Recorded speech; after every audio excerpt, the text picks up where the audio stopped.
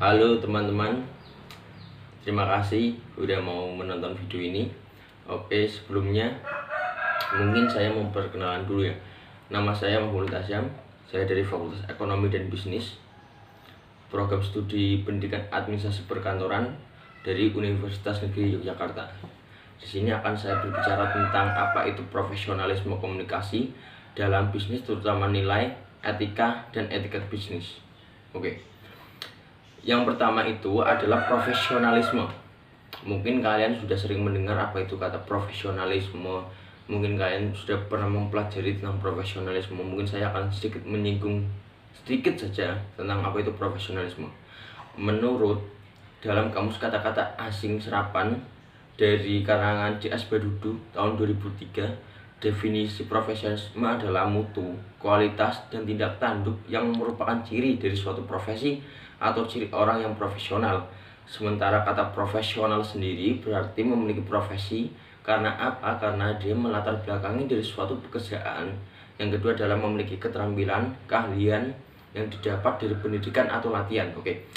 Dia mendapat keterampilan atau keahlian yang dia miliki untuk melakukan pekerjaan itu dari pendidikan atau dari tempat pelatihan gitu.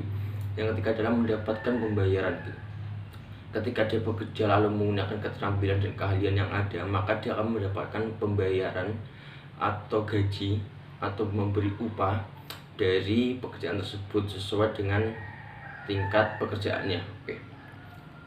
Selanjutnya, profesionalisme adalah sebutan yang mengacu pada sikap mental dalam bentuk komitmen dari para anggota suatu profesi gitu. Jadi begini, jadi pemimpin yang memiliki sikap profesionalisme ini tercermin dari sikap mental dia dalam mewujudkan komitmennya begitu. Jadi dia akan selalu mengikuti perkembangan zaman yang ada sehingga dia akan terus meningkatkan kualitas pekerjaannya. Profesionalisme itu harus wajib ada dalam setiap pemimpin, bahkan setiap pegawai pada suatu kantor, kegiatan, organisasi ataupun sebagainya. Oke. Yang kedua adalah apa itu komunikasi bisnis?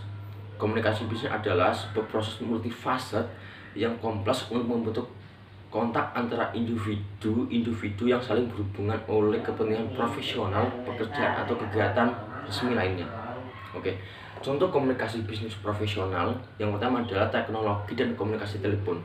Nah, ini mungkin sering kita lihat ketika kita mau menyampaikan keluhan terhadap produk yang dimiliki oleh seorang produsen, contohnya ada melalui customer service gitu. Yang kedua internet melalui komunikasi, biasanya ini sama dengan hampir customer service, biasanya ini hanya melihat kolom chat atau lewat Google atau sebagainya. Oke, yang ketiga adalah rapat dan konferensi. Mungkin kita sering melakukan rapat, dan dalam rapat itu kita akan berbicara dengan orang lain, mendengarkan orang lain. Nah, itu komunikasi bisnis itu. Yang keempat adalah berkomunikasi melalui pemasaran dan periklanan. Nah, ini biasanya dilakukan oleh teman-teman kita yang menjadi sales atau marketing dari suatu perusahaan yang memasarkan produk-produk mereka gitu. Yang kelima adalah berkomunikasi dengan komunitas. Nah, ini mungkin anak-anak organisasi ini mungkin sering melakukan komunikasi ini, di mana dia akan menyampaikan pendapat tentang idenya kepada forum organisasi tersebut. Yang terakhir adalah komunikasi bisnis tingkat tinggi. Nah, biasanya dilakukan oleh para profesionalisme, dilakukan di perusahaan-perusahaan yang besar gitu untuk membuat tender ataupun klien-klien besar gitu. Oke, selanjutnya adalah etika komunikasi bisnis. Etika komunikasi bisnis itu apa sih sebenarnya?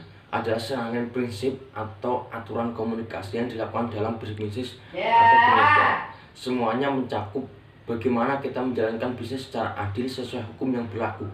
Setiap perusahaan memiliki etika komunikasi bisnis sendiri sehingga mereka akan memiliki pola budaya dalam perusahaan itu beda dari organisasi yang lain.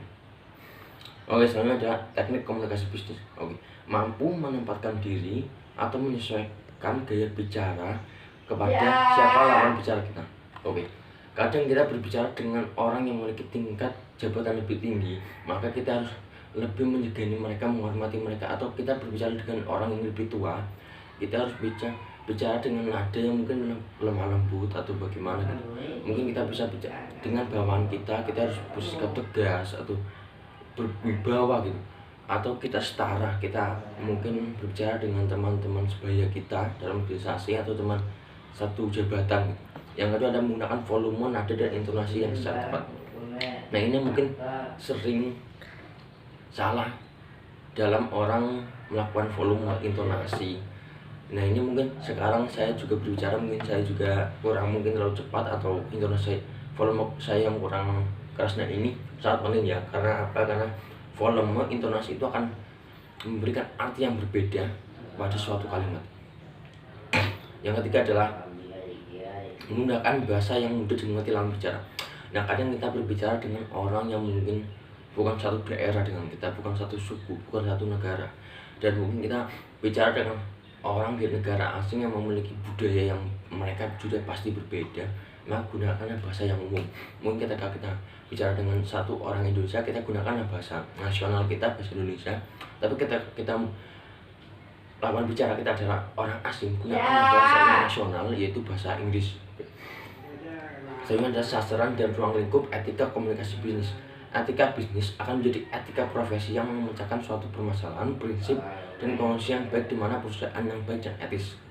Yang kedua adalah menyadarkan massa bahwa mereka punya hak dan kepentingan mereka dari bisnis orang lain.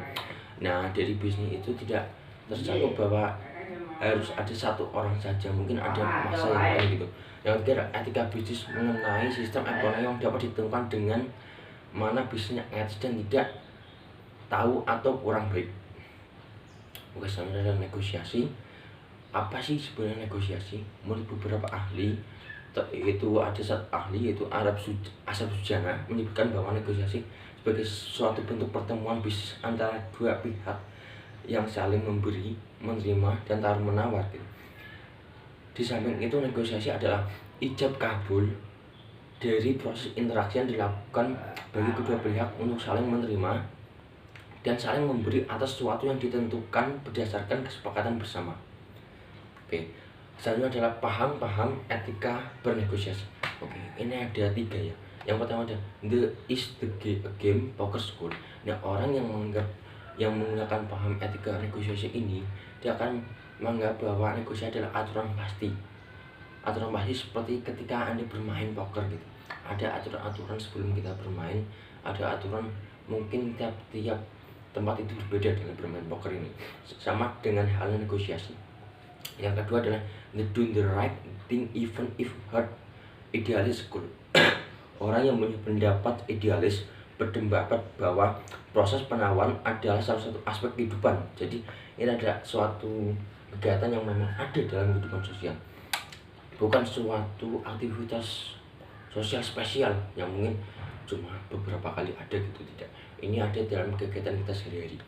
Yang ketiga adalah the what goes around comes around, pragmatic school. Nah, orang yang menggunakan paham negosiasi ini akan menganggap bahwa kecurangan dalam negosiasi itu tidak baik, tapi dia akan melakukan kecurangan itu karena dia pada saat-saat tertentu, karena dia menganggap itu tidak salah dalam melakukan kecurangan itu. Oke, selanjutnya adalah gaya-gaya negosiator.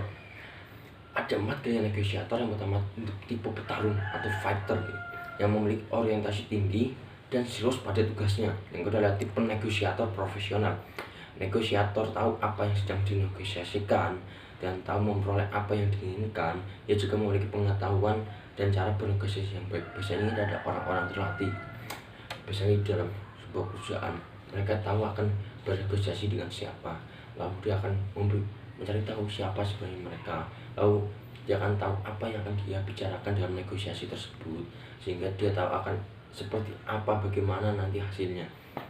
Oke, yang ketiga adalah tipe kolaborator yang memiliki tujuan, memiliki segalanya, berani menghadapi masalah, dan memiliki gaya transaksi yang kreatif gitu. Yang terakhir adalah tipe kompromistis. Ya, negosiator yang berusaha mencari kompromi dalam mencari masalah. Nah, ini biasanya mencari solusi atas permasalahan. Jadi biasanya contoh ketika ada teroris, nah biasanya itu teroris itu akan ada pihak negosiator untuk menjadi penghubung antara pihak pemerintah dengan pihak teroris tersebut gitu, untuk mencari masalah bersama-sama. Oke. Selanjutnya ada karakteristik dalam bernegosiasi, konsultasi dan komunikasi. Nah, dalam bernegosiasi kita perlu mengkonsultasikan dan mengkomunikasikan dengan kolega yang berkaitan dengan negosiasi. Nah, ini sangat penting ya, karena negosiasi itu pada esensinya adalah antara dua orang untuk saling memberi informasi, memberi apapun itu, apapun komunikasi itu harus diberikan satu sama lain. Oke, yang kedua, mengakui kesalahan, mengatakan maaf dan mengakui kesalahannya. Ini mungkin bagi beberapa orang menganggap bahwa kesalahan itu akan mengurangi dari citra kita sendiri, tapi itu akan, kesalahan itu bisa meningkat atau bahkan bisa tertutupi ketika kita bisa mengakui kesalahan. Jika kita mengakui kesalahan yang ada, kadang orang tersebut akan lebih respect, akan lebih menghormati kita. Oke, ketika tidak membahas hal yang di luar topik. Nah, ini sangat penting. Jangan pernah memutus pembicaraan ketika kita bernegosiasi. Oke, jangan pernah membahas topik-topik yang luar dari negosiasi tersebut. Jadi ketika kita berbicara dengan A, jangan kita tiba-tiba menyela dengan berbicara dengan Z gitu. Etika negosiator dalam bernegosiasi. Oke, dalam melakukan negosiasi, negosiator akan melakukan apapun untuk menarik kepercayaan klien. Oleh karena itu, negosiator biasanya akan memiliki etika yang mereka lakukan saat bernegosiasi. Nah, ini para negosiator biasanya dia memiliki ciri khas masing-masing. Bagaimana dia akan menarik perhatian dari kliennya gitu, sehingga dia akan mendapatkan attention dari para kliennya, sehingga oh ini tertarik gitu, oh bagus ini gitu. Negosiator akan melakukan seperti itu. Oke, selanjutnya adalah terima kasih.